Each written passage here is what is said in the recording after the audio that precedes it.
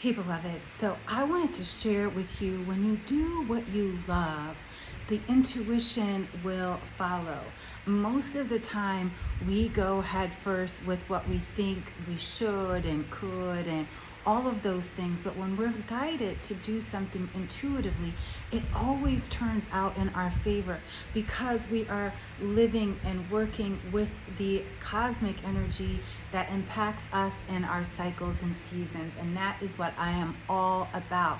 When we allow ourselves to acknowledge that we do have these cycles and seasons that we go through, this is why we become older and wiser, because we've gone through the challenges, we've gone through the obstacles, and we've made it to the other side.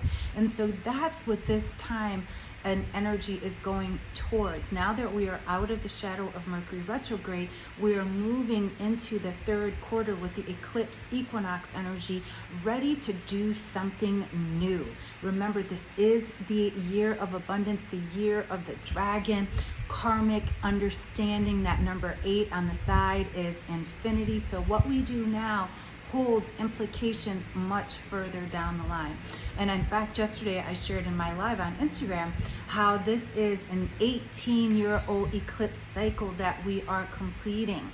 So what was happening in 2017, 2018, back to 2006. So this impact, these cycles and seasons are definitely here for us to learn something new.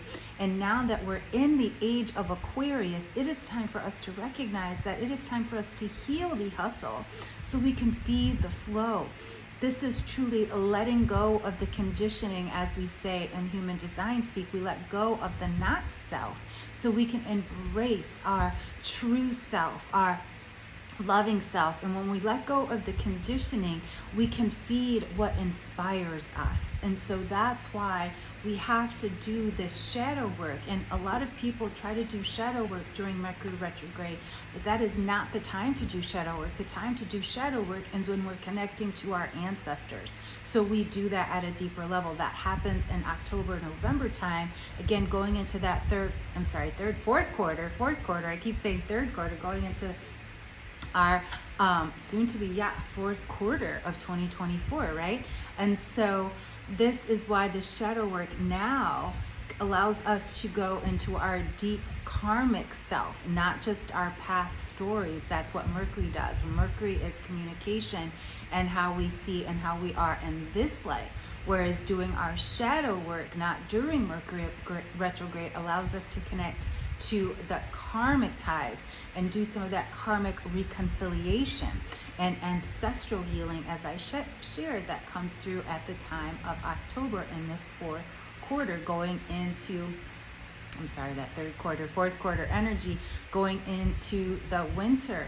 And so this is why it's important that we learn the wheels of the year. We connect to our mentors and our teachers. And if you don't have a mentor and teacher, you must have one, because most of us think that we can do our spiritual work by ourselves, but we can't. We need that support. And so this is why it's important that now you start asking yourself, as we get ready to go into this cosmic portal of the eclipse equinox, what are you calibrating to? Are you calibrating to lack or to limitlessness? Are you calibrating to your higher self or your lower self? What frequency are you on? Because remember, we are the controllers of this frequency and this energy. And so allow yourself to stop trying to figure it out, because this is how you just spend your time and your energy and you feel depleted. And in fact, connect to your astrology, because astrology gives you the divine time and the synchronicity. And this is how you then get that inspiration to make life changes, and that creates a new cycle.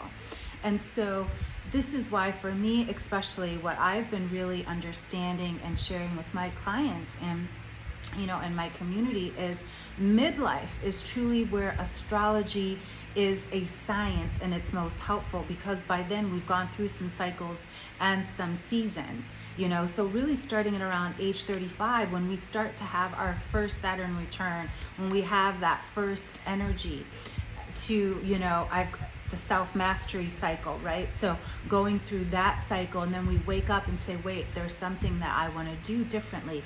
This is also the time, if you are an indigo child, indigo parent, right? We're an indigo child and now are an indigo parent. You've given birth to starseed children, and now our children are the ones who are advanced than us. They know astrology, they know about crystals because we've been sharing that with them. We've been sharing with them self-care and wellness and health and coming back to nature, right? We've seen all the cycles. We've seen the cycles of technology. We've seen the cycles from the 80s, 90s into the 2000s as indigo parents and children, right? And then our children, starseed children, give birth to crystal children. So I shared in a previous video that now I'm a great aunt, and so I know that my nephew is a starseed, and he just gave birth, or his significant other, his wife, just gave birth to a crystal child. And again, they come through with the knowing of astrology and to eat well and to be well. They come through with that knowledge that we then lack, that we did not learn from our parents, because sometimes it does skip a generation depending on, again, what's happening cosmically and how people are being. So our parents' generation had the civil rights. Our great-grandparents had the, enslaved period, and so forth and so forth.